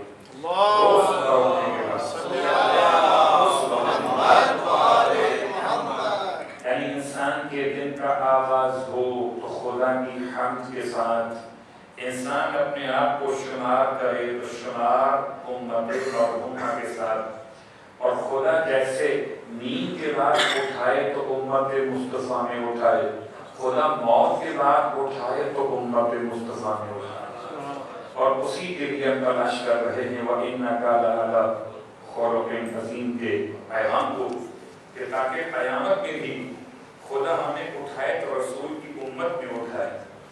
کامیاب انسان وہی ہے جس کے لیے اللہ کے رسول کا جملہ یہ مل رہا ثلاث من لم تكن فی. 3 چیزیں ایسی ہیں اگر کسی انسان میں نہ ہوں فلیس منی ولا من اللہ عز وجل. اتنا سخت جملہ ہے کہ دونوں رشتے ہی رسول نے کاٹ دیے. اس میں یہ تین باتیں نہ ہوں، نہ اس کا مجھ محمد سے رشتہ، نہ اس کا خدا سے کوئی تعلق اور رابطہ. وہ تین باتیں اللہ کے رسول نے جب بیان کرنا چاہیے تو آپ نے صرف اتنا فرمایا تھا ثلاث من لم تكن فيه وليس مني ولا من الله عز وجل قيل. تو قائل کا نام تو روایت پہ نہیں ہے تو قیلا کہا گیا. ایک شخص نے کھڑے ہو کر پوچھا. کیا پوچھا؟ یا رسول اللہ وما ہن، وہ تین باتیں کیا ہیں؟ سلام ہو اس پوچھنے والے پر. اگر وہ نہ پوچھتا تو ہم تک کی بات کیسے پہنچتی؟ سبحان اللہ. اور راویوں کا جو صاحبان ایمان راوی ہیں، جو قابل اعتماد راوی ہیں، جو اہل بیت سے محبت کرنے والے راوی ہیں، ان پر سلام ہو کہ ان کی محبتوں نے روایات کو ہم تک پہنچانے میں علماء کی مدد فرمائی، علماء نے ہم تک پہنچا دیا. تو راوی پوچھتا ہے اللہ کے رسول کی بارگاہ میں وہ تین چیزیں کون سی ہیں کہ جن کے بارے میں آپ نے اتنا سخت اعلان کر دیا. ارشاد فرمایا ان میں سے پہلی شے کہ جو انسان میں اگر نہ پائی جائے، انسان میں اگر نہ پائی جائے تو اس کا تعلق ختم ہو جاتا ہے. ایک وہ کیفیت، اس کا نام ہے حسن خلق. ایک حسن خلق، وہ حسن خلق یعیش بہ فی الناس، جس کے ذریعے سے وہ انسانوں میں زندگی بسر کرتا ہو. حسن اخلاق کتابوں میں پڑھنے کا نام نہیں ہے، حسن اخلاق الماری میں رکھنے کا نام نہیں ہے. حسن اخلاق انسانوں میں زندگی گزارنے کا معیار اور نمونہ عمل. جواب پڑھ لے گا. صلی اللہ محمد وآلہ محمد. تو حسن اخلاق لوگوں کے ساتھ تعلقات کا نام ہے، حسن اخلاق لوگوں کے ساتھ زندگی گزارنے کا نام ہے، اور ایسے زندگی گزارنے کا نام ہے کہ اس کو اگر معصوم کے طور سے اور آسان کیجئے تو امام فرماتے ہیں خالق الناس مخالطتاً، لوگوں کے ساتھ ایسے مل کر رہو، ایسے مل کر رہو کہ اگر زندہ رہو تو تم سے ملاقات کی آرزو رکھیں، اور اگر انتقال کر جاؤ تو تمہیں یاد کر کے رویا کریں. ایسا نہ ہو کہ تم سے ملاقات کی آرزو نہ ہو اور تم مر جاؤ تو لوگ شکر خدا ادا کریں. کچھ لوگ ایسے ہوتے ہیں کہ جن کے مر جانے سے باقی لوگ امن میں آ جاتے ہیں. جن کا کہنا کرتے بڑا مشکل ہے لیکن نہیں ایسے ہو. تو اب پہلا مرحلہ حسن اخلاق یعیش بہ فی الناس.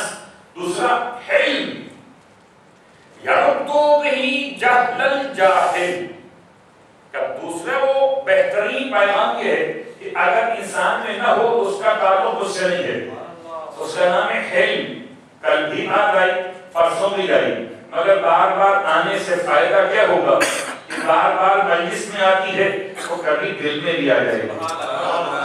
حلم یردو بہ جہل الجاہل، ایسا علم جس سے جاہل کی جہالت کو رد کر سکے، جاہل کی جہالت کو رد کر سکے. گرچہ اس کو ہم انداز قرآن میں اگر تلاش کرتے ہیں سورہ فرقان کی آیات اور عباد الرحمن کی پہچان. عباد الرحمن کی پہچان کیا ہے؟ وَإِذَا خَاطَبَهُمُ الْجَاهِلُونَ، اور جب کوئی جاہل ان سے بات شروع کر دیتا ہے تو اذا خاطبهم الجاہلون قالوا سلاما، تو وہ سلام کہہ کر نکل جاتے ہیں. اب یہ سلام کا مطلب آواز دوستی نہیں ہے، سلام کا مطلب رخصت کردار جاہل ہے کہ تمہارا تعلق ہم سے کوئی نہیں. کبھی کبھی سلام دوستی کی ابتدا کے لیے ہوتا ہے. اس سلام کی وضاحت کر دوں تو جملہ کافی ہوگا، اس لیے لوگ سمجھتے شاید سلام اچھے کام میں ہی استعمال ہوتا ہے. کبھی کبھی سلام کبھی کبھی سلام علیحدگی اور الگ ہونے کے معنی میں ہوتا ہے، جیسے کہ سرکاری سید الشہداء امام حسین علیہ السلام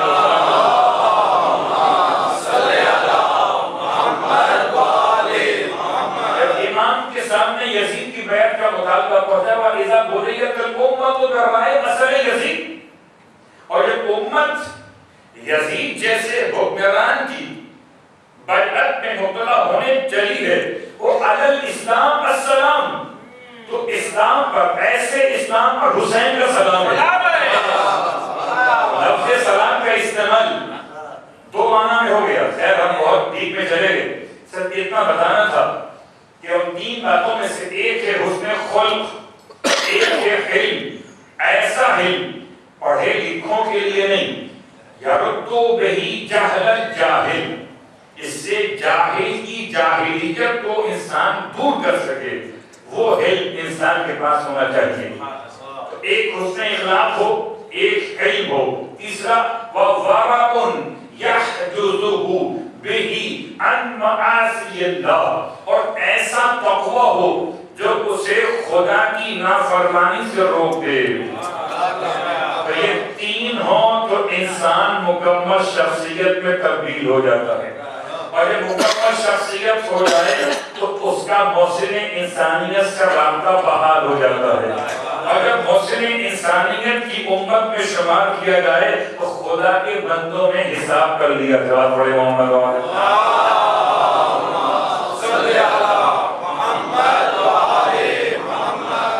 تھوڑا سا اگر قریب آ جائیں تو یہ خالہ بنا ہوا ہے، محمد وآل محمد صلوات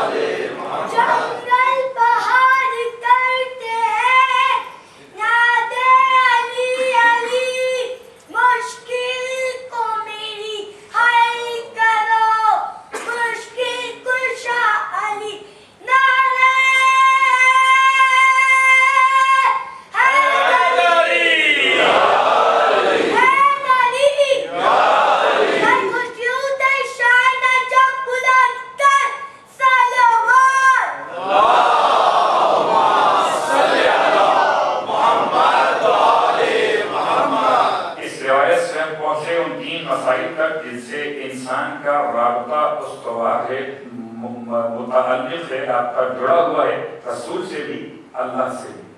حسن اخلاق کی ایک اور روایت سے بات کو آگے بڑھاتے ہوئے، حسن الخلق فی ثلاث، حسن خلق تین باتوں میں ہے، روایت معصوم ہے، اور امام فرماتے ہیں پہلی بات اجتناب المحارم، روایت کا اختتام تھا وَوَرَعٌ يَحْجُزُهُ بِهِ عَنْ مَعَاصِيِ اللَّهِ، روایت وہاں ختم یہاں شروع ہو رہی ہے، وہاں کا اختتام ہے یہاں کا آغاز ہے۔ کہ ایسا ورع، ایسی پرہیزگاری کون کہتا ہے کہ آپ صاحب عرفان بن جائیے، کون کہتا ہے کہ آپ مثل آغائے بہجت بن جائیے، لیکن اتنا تو ہو، اتنا تقویٰ تو ہو کہ خدا کی معصیت سے مجھے اور آپ کو بچا لے، خدا کی معصیت سے مجھے اور آپ کو بچا لے۔ تو جہاں آیت روایت مکمل تھی، روایت مشروع تھی، الفاظ کیا ہیں؟ اجتناب المحارم، خود حسن خلق میں شامل ہے انسان کا اپنے آپ کو حرام سے بچا لینا، حرام سے بچنے کا نام حسن اخلاق، طلب الحلال، حلال کو لینے کا نام حسن اخلاق، سارا کمال جمع ہوگا حسن اخلاق میں آ گیا ہے۔ اور تیسری بات اجتناب المحارم، طلب الحلال والتوسع علی العیال، اور اپنے اہل و عیال کے لیے وسعت رزق تلاش کرنے کا نام بھی حسن اخلاق ہے۔ صبح 8 بجے سے آپ شام 5 بجے تک جو رزق حلال کے لیے جاب کر رہے تھے، وہ بھی تو اخلاقیات میں شامل تھا نا، وہ بھی اخلاقیات میں ہے۔ اور دن اور رات میں جو گناہ سے بچتے رہے اس کا نام بھی اخلاقیات میں ہے۔ اور جو حلال طریقوں سے اپنی خواہشات کو پورا کرتے رہے. جواب پڑھے محمد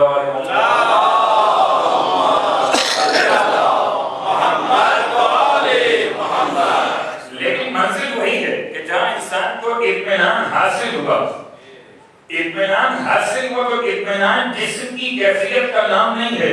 آنکھیں مطمئن نہیں ہوتی, آنکھیں مطمئن نہیں ہوتی, زبان مطمئن نہیں ہوتی, انسان کی سماعت مطمئن نہیں ہوتی, انسان کے ہاتھ مطمئن نہیں ہوتے. اصلاً انسان کی روح مطمئن ہوتی ہے. اور جب روح میں اطمینان ہو تو اعضاء و جوارح خود بخود اطمینان کا اناؤنسمنٹ کر رہے ہوتے ہیں. میں بات کو لے آیا گھما کر کل کی تقریر پر. نفس مطمئنہ, نفس مطمئنہ. سفر تو بہت طویل ہے. سفر کی ابتدا ہے نفس ملہمہ سے, ابتدا ہے نفس ملہمہ سے. کوئی کمال نہیں کیا میں نے, آپ نے. نفس ملہمہ ہم نے کمال نہیں کیا, یہ خدا نے خلق فرمایا. وَنَفْسٍ وَمَا سَوَّاهَا فَأَلْهَمَهَا فُجُورَهَا وَتَقْوَاهَا. نفس ملہمہ ہم نے کمال نہیں کیا. لا اقسم بالنفس اللوامہ, نفس لوامہ ہم نے کوئی کمال نہیں کیا. نفس لوامہ خدا نے پیدا کیا ہے. البتہ کمال کیا ہے؟ کمال یہ ہے کہ نفس ملہمہ کو نفس امارہ سے ہٹاتے ہوئے, نفس امارہ سے ہٹاتے ہوئے ان نفس اس سے پہلے کے الفاظ کا ہے. وہ یہ خیال نہ کرے کہ میں طالب علم ہوں, میں نمازی ہوں, میں پرہیزگار ہوں, میں حسین کا ماتم کرنے والا ہوں تو میں تو گناہ کر ہی نہیں سکتا. وَمَا أُبَرِّئُ نَفْسِي وَمَا أُبَرِّئُ نَفْسِي. 13ویں پارے کی ابتدا سورہ یوسف کے الفاظ. وَمَا أُبَرِّئُ نَفْسِي, میں اپنے نفس کو پاک اور پاکیزہ قرار نہیں دیتا. إِنَّ النَّفْسَ لَإِمَّارَةٌ بِالسُّوءِ إِلَّا مَا رَحِمَ رَبِّي. اس لیے کہ نفس امارہ انسان کو ابارتا گناہوں ہی کی طرف ہے. الا ما رحم ربی, ایک ہی راستہ ہے کہ میرا پروردگار مجھ پر رحم کر دے. تم دوسروں پر رحم کرو تاکہ خدا تم پر رحم کرے. رحم دل میں ہوگا تو نفس پر خدا کا رحم. پڑھے محمد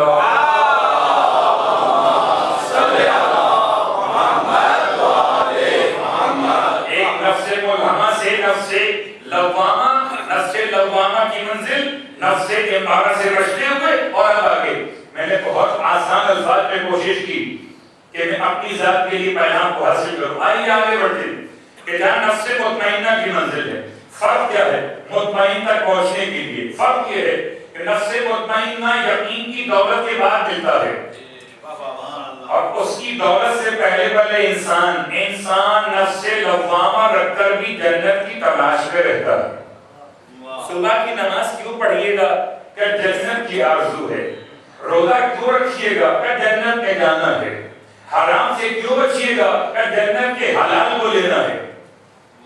اپنی خواہشات پہ کنٹرول کیوں کیجیے گا کہ وہاں کی نعمت کو لینا ہے, کیونکہ آرزو جنت نفس لوامہ کے اہم پیغامات میں شامل ہے. ملامت کرتا ہے گناہ پر لوامہ, ابھارتا ہے نیک کاموں پر لوامہ. انسان کو قریب کرتا ہے خدا سے. البتہ ایک منزل وہ آتی ہے کہ جہاں انسان جنت کی آرزو کر رہا ہے تو نفس لوامہ ہے, اور جہاں جنت انسان کی آرزو کرنے لگے اسے مطمئنہ کہتے ہیں.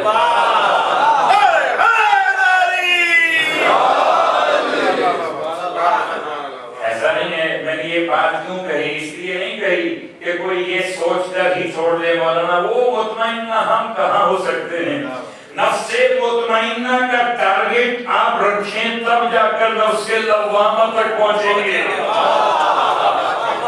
جب ٹارگٹ ہائی ہوگا تب آپ کم از کم لو تک پہنچیے گا نا, اور اگر ٹارگٹ ہی آپ کو لو پر رہ گیا تو ہائی کا خیال ہی چھوڑ دیجیے. پھر نفس مطمئنہ کی منزل پر بہت دور نہیں جانا ہے, بہت دور نہیں جانا ہے. سورہ مبارکہ والفجر تمام صاحبان ایمان کو یاد رہنی چاہیے کہ سورہ حسین ابن علیز کو نام دیا گیا.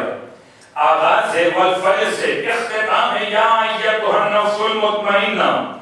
باقی سارے نفوس وہ ہیں جو جنت تلاش کرتے ہیں. نفس مطمئنہ وہ ہے جس کو جنت تلاش کرتی ہے.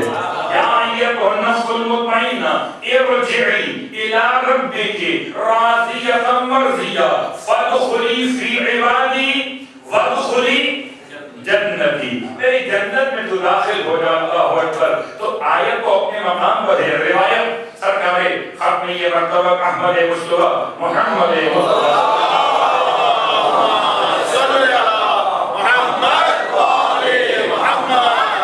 اللہ کے رسول کی روایت. ان الجنت تشتاق الی اربعۃ. جنت 4 کی مشتاق ہے. جنت 4 کی مشتاق ہے. 1 2 نہیں 4 کی مشتاق ہے. ابھی ہم خصوصی روایات پر توجہ کر رہے ہیں. پھر جائیں گے اس کے عمومی معنی کی جانب. ابھی تو خاص معنی ہے. ان الجنت تشتاق الی اربعۃ. جنت مشتاق 4 افراد کی ہے. اب اللہ کے رسول اگر نام 4 کے نہ بتاتے تو کتنے ہی تھے جو 4 میں شامل ہو جاتے. ان الجنت میں بھی کہہ سکتا تھا یہاں بیٹھ کر اس طرح میرا نام بھی وہاں پر ہوگا. ان الجنت تشتاق الی اربعۃ. جنت 4 کی مشتاق ہے. اللہ کے رسول نے سلام و آپ پر نام بتا دیے. کون ہے؟ اول سلمان کی ذات. سلمان کی ذات وہ ہے کہ جو جنت کا مشتاق نہیں ہے. سلمان جنت کے مشتاق نہیں ہے بلکہ جنت سلمان کی مشتاق ہے. تو کاش مسلمان تو سلمان کا ہی مشتاق بن جا. اگر سلمان کی بھی معرفت انسان کو حاصل ہو گئی تو معرفت اہل بیت کا راستہ ذرا پڑے. محمد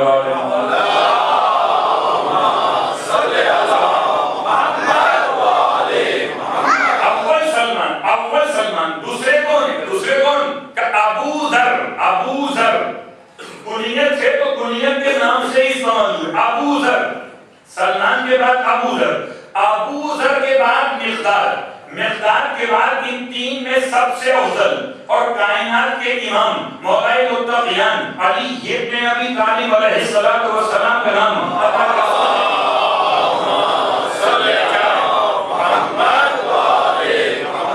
یہ 4 ہیں. اور یہ 4 ابھی خصوصی روایت میں کہتا ہوں گھبرائیے گا نہیں. ابھی خصوصی روایت پڑھ رہا ہوں. بعد میں چلیں گے عام روایت کے اوپر. اور اب کیفیت کیا کہ اللہ کے رسول نے پہچان کروا دی. یا رسول اللہ پہچان کروا دیجئے کہ مشتاق جنت کیسے ہوتے ہیں اور جن کی جنت مشتاق ہو وہ کیسے ہوتے ہیں. دیکھنے میں دونوں ایک جیسے ہوتے ہیں. دیکھنے میں دونوں ایک جیسے ہوتے ہیں مگر دونوں میں فرق کیا ہوتا ہے. اگر فرق دیکھنا ہے تو چھوٹی سی مثال فضائل کے بعد میں چلیے. بہت مشہور مثال ہے جنگ خندق. اور جنگ خندق نہیں پڑھنا ہے صرف وہ کیفیت پڑھنا ہے. خیمے میں تمام افراد جمع ہیں اور تمام افراد کے درمیان رسول خدا نے ایک اعلان کیا جبکہ مولا جا چکے جنگ کرنے کے لیے. آپ نے ایک اعلان کیا ہے کہ جو مجھے میرے بھائی کی فتح کی خوشخبری لا کر سنائے گا میں اس کے لیے جنت کی ضمانت دیتا ہوں. میں اس کے لیے جنت کی ضمانت دیتا ہوں. تو اب جو جنت کے مشتاق تھے وہ اٹھ کر دوڑتے ہوئے باہر گئے. ایسا نہیں ہے ہم اور آپ بھی ہوتے تو رات پڑے محمد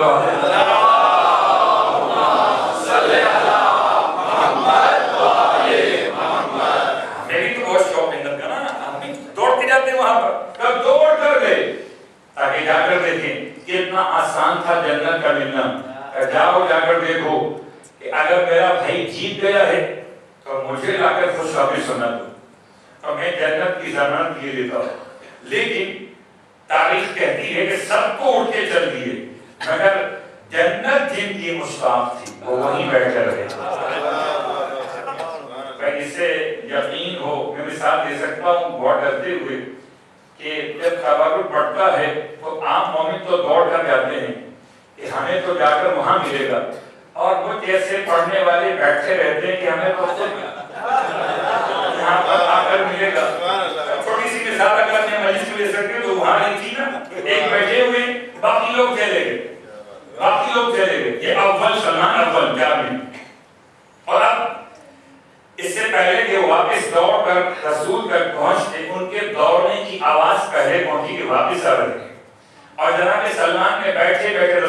خدا کو مبارکباد پیش کر دی، یا رسول اللہ آپ کے بھائی جیت گئے، مبارکباد قبول کیجئے۔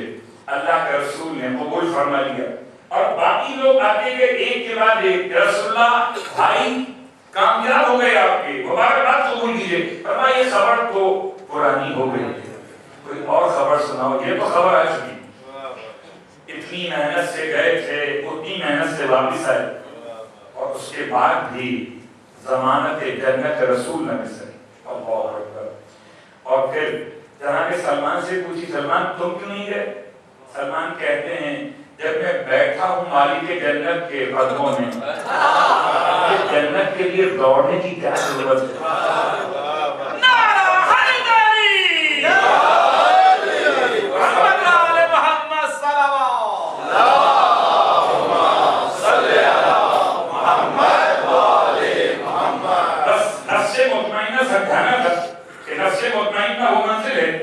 جہاں انسان جنت کا مشتاق نہیں ہے، جنت کا مشتاق نہیں ہے، جنت اس کی مشتاق ہے، جنت اس کی مشتاق ہے۔ اللہ اکبر۔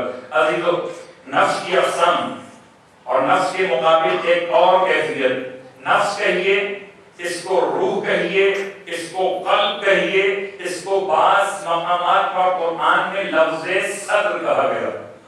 سینہ، سینہ، یہ سینہ نہیں ہے، ہڈیوں کا پہیرا نہیں ہے، یہ چیسٹ نہیں مراد ہے، مراد وہی روح ہے، نفس سے مراد وہی روح، قلب سے مراد جہاں خدا کہتا ہے۔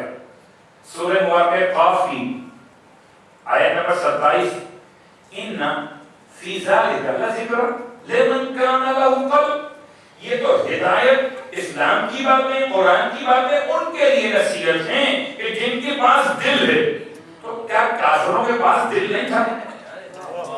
یہ چھوٹا سا گوشت کا لوتھڑا تو ان کے پاس بھی تھا، تو کہنے کا مطلب وہ اندر کی روح کی پاکیزگی مراد تھی کہ جن کے پاس ہے وہ روح کہ جو قبول اسلام کر سکے وہی تو ہیں جنہیں قرآن نے لفظ قلب سے لمن کان لہ قلب۔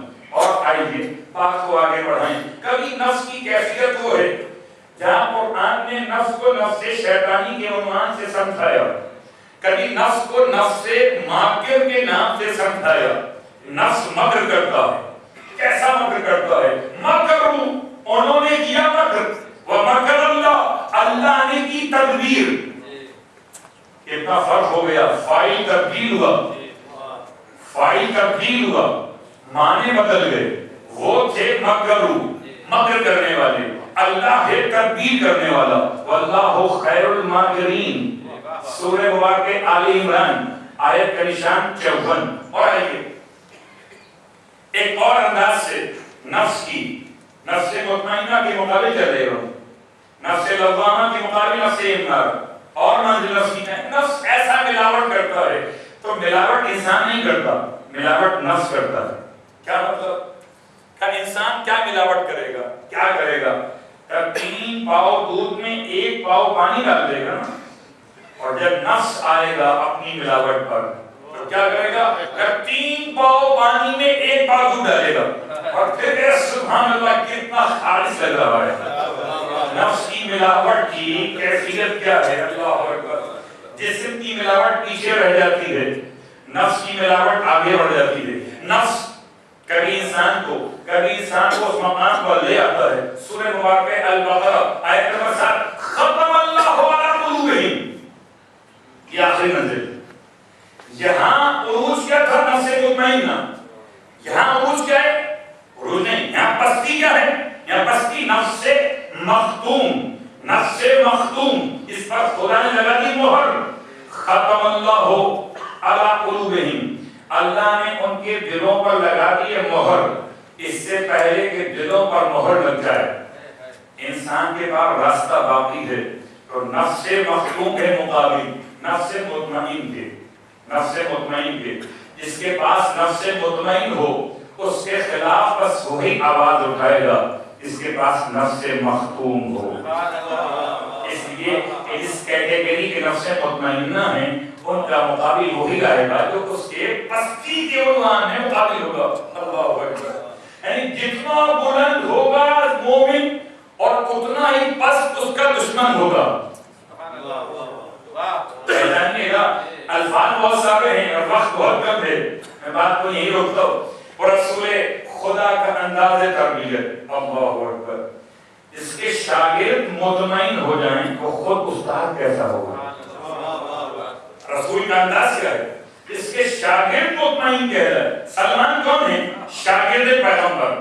ابو ذر کون ہے؟ شاگرد پیغمبر. مقداد کون ہے؟ شاگرد پیغمبر. البتہ یہ اپنے آپ کو شاگرد بھی نہیں کہیں، یہ تو اپنے آپ کو اصحاب میں کہتے ہیں. شاگرد کہنے کا حق تو بس ایک ہی ذات کو تھا. اس سے پوچھا گیا یا علی آپ کو پیغمبر سے کیا نسبت ہے؟ فرماتے تھے سب نسبتیں ہم اور آپ بیان کریں تو کریں. خود مولا فرماتے تھے انا عبد من عبید محمد.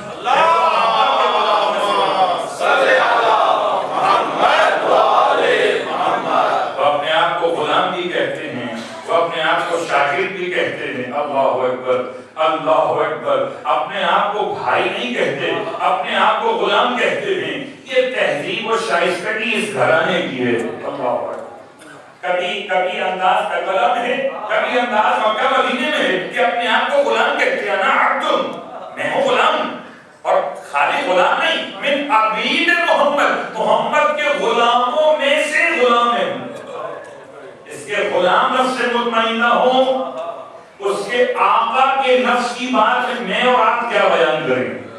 رسول خدا کی ذات، اللہ اکبر، کتنی مہربان، کتنی شفیق اور کیا محبت کرنے والی ذات. اللہ اکبر. کہ اگر تصور کیجئے کہ اذیتوں میں سب سے بڑی اذیت پیغمبر کی ذات کے لیے، خود آپ کے اپنے الفاظ ہیں، جتنی اذیت مجھے دی گئی اتنی اذیت کسی اور نبی کو نہیں دی گئی. اذیتوں کا سلسلہ اتنا طویل ہے کہ طائف کی گلیاں ہوں، مکے کے مقامات ہوں، مسجد حرام، مصلی عبادت ہو، بات سمجھ میں آتی ہے. ہائے افسوس مدینہ منورہ ہو، حدیبیہ کا مقام ہو، یا رسول کا اپنا گھر ہو کہ جہاں وقت آخر ہو اور اللہ کے رسول چاہتے ہوئے امت کے لیے کچھ نصیحت کو لکھ کر دینا چاہتے ہو. اذیتوں کا سلسلہ اتنا طویل ہے. اللہ اکبر. ہم اور آپ تو کیا یاد کریں گے؟ عبداللہ ابن عباس جب تک زندہ رہے کسی اور واقعے کو یاد کر کے نہیں روتے تھے، صرف ایک واقعے کو یاد کر کے روتے تھے. اور وہ واقعہ تھا وہ دن کہ جس دن رسول کو قلم اور دعوت نہیں دیا گیا. اس کے اتنے فالوورز تھے. اللہ اکبر. اتنا مہربان پیغمبر تھا، اتنا مہربان کہ جب وہ مکے میں داخل ہو تو مکے میں داخل ہوتے ہوئے بدترین مخالف، پتھر مارنے والے، رسول کو مکے سے باہر نکلنے پر مجبور کرنے والے، جب آپ ان میں داخل ہوئے فاتح مکہ بنے، سب کے سب لوگ جمع آپ کے سامنے پیش کیے گئے اور آپ نے ایک ہی سوال کیا، تم یہ بتا دو مجھ سے کیا سلوک کی توقع رکھتے ہو، یعنی مجھ سے کون سا اخلاق سمجھ سکتے ہو، رویہ مجھ سے کیا توقع کرتے ہو. سب نے ایک جواب دیا. سب نے کیا رسول اللہ، رسول کہیں نہ کہیں اے عبداللہ کے بیٹے آپ خود بھی کریم ہیں اور کریم بھائی کے بیٹے بھی ہیں. اللہ اکبر. رسول خدا نے اس جملے کا انتظار نہیں کرنا تھا بلکہ یہ سمجھانا تھا کہ کافر آج بھی پیغمبر کے بارے میں یہ کہتا ہے کہ آپ کریم ہیں، اور کریم سے سوائے کرم کے اور توقع نہیں ہے. اگر کبھی اسلام نے کسی شہر کو فتح بھی کیا تو انداز کرم کے ساتھ، نہ عنوان ظلم کے ساتھ، انداز کرم کے ساتھ. ایسا کرم تھا کہ رسول نے فرمایا اذهبوا. ہاں اس سے پہلے فرماتے تھے آج میں تم سے وہی بات کہتا ہوں جو میرے بھائی یوسف نے اپنے بھائیوں سے کہی تھی، لا تثریب علیکم اليوم. آج تو پر کوئی گرفت نہیں ہے، کوئی مواخذہ نہیں ہے. اذهبوا جاؤ وانتم الطلقاء، تم سب کے سب آزاد ہو. اللہ اکبر. وہ سب کو بھیجتا ہے کہ تم سب کے سب آزاد ہو، اتنا رحیم پیغمبر. اور مدینے میں اب کہتا ہے اذهبوا یا قوموا عنی، میرے پاس سے اٹھ جاؤ. اللہ اکبر، کتنا فاصلہ ہے ان دونوں واقعات. اتنا رحیم پیغمبر اتنا زیادہ ستایا گیا کہ وہ کہنے پر مجبور ہوا قوموا عنی، میرے پاس سے اٹھ جاؤ. اس سے سخت جملے پیغمبر اور کیا کہتے؟ پیغمبر کی زبان رحمت پر یہی جملے اتنے سخت تھے، اتنے سخت جملے تھے کہ چاہے کوئی بعد میں خیال کرے نہ کرے، مگر عبداللہ ابن عباس لوگ تھے اور یاد کرتے تھے جمعرات کے دن کو. وہ جمعرات کا دن تھا کہ رسول کو قلب اور دعوت نہیں دیا گیا. رسول وقت آخر ہے. اور رونے والوں، اب اگر حوالہ چاہیے تو موجود ہے، بخاری کی کتاب سے حدیث کا حوالہ موجود ہے کہ رسول کو زہر دیا گیا تھا. زہر دینے والی عورت یہودی عورت ہے، اس کا نام بھی تاریخ میں بیان کیا اور اس میں زہر دیا گیا. اس خوراک کا نام بھی تاریخ میں موجود ہے. علماء اہل سنت نے اس کو نقل کیا ہے. اگر آج رسول کی شہادت کو نہ مانے تو اپنے مقام پر، اور اگر اس طرح نہیں مان سکتے تو سمجھیے کہ صرف شہادتیں، رسول کی شہادت دو طرح کی ہے. ایک شہادت جہری ہے، ایک شہادت سری ہے. حسن مصطفیٰ کا مار دیا جانا رسول کی شہادت ہے. حسین کا کربلا میں ذبح کیا جانا رسول کی شہادت ہے. رسول کی دو شہادتیں ہیں، ایک حسن کی شکل میں ہے، ایک حسین کی شکل میں ہے. اگر یہ بات سمجھ میں نہیں آتی تو رسول کو خود زہر بھی دیا گیا ہے، اور ایسا زہر دیا گیا ہے کہ آپ نے خود اپنی زوجہ سے فرمایا تھا، بی بی عائشہ سے، کہ میں اپنے اندر زہر کا اثر محسوس کرتا ہوں. اللہ اکبر. لیکن وقت آخر فاطمہ کے حجرے میں رسول ہے. اور رونے والوں، آج صرف میں مصائب رسول خدا بیان کروں گا، مصائب رسول خدا بیان کروں گا. بڑے معصوم کی شہادت کی شب ہے. رونے والوں، جملہ سنو گے، رسول کہاں پر موجود ہے؟ کہ فاطمہ زہرا کے گھر میں ہیں. اور ایک مرتبہ سیدہ کے بابا کے قریب تشریف فرما ہے کہ کسی نے آ کر دروازے پر نوک کیا ہے، اور بات کیا ہے. سیدہ اندر سے جواب دیتی ہیں، کون دروازے پر ہے؟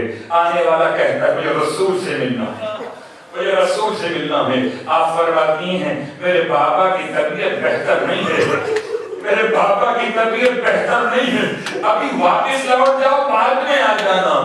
وہ خاموش ہو جاتا ہے. ایک بار ہوا، دوسری بار پھر وہ نوک کرتا ہے. آپ پھر پوچھتی ہیں، پھر جواب دیتی ہیں. تیسری بار پھر وہ نوک کرتا ہے. اور اب جو نوک کرتا ہے تو ایسے لہجے میں پکارتا ہے کہ سیدہ کی آنکھوں سے آنسو بہتے ہیں. میں نے جو علماء سے جملہ سنا ہے، اس طرح سنا ہے کہ رسول کے چہرے پر سیدہ کے آنسو گرتے ہیں. رسول حالت کمزوری کو محسوس کر رہے ہیں، آنکھیں بند کیے ہوئے ہیں. سیدہ کے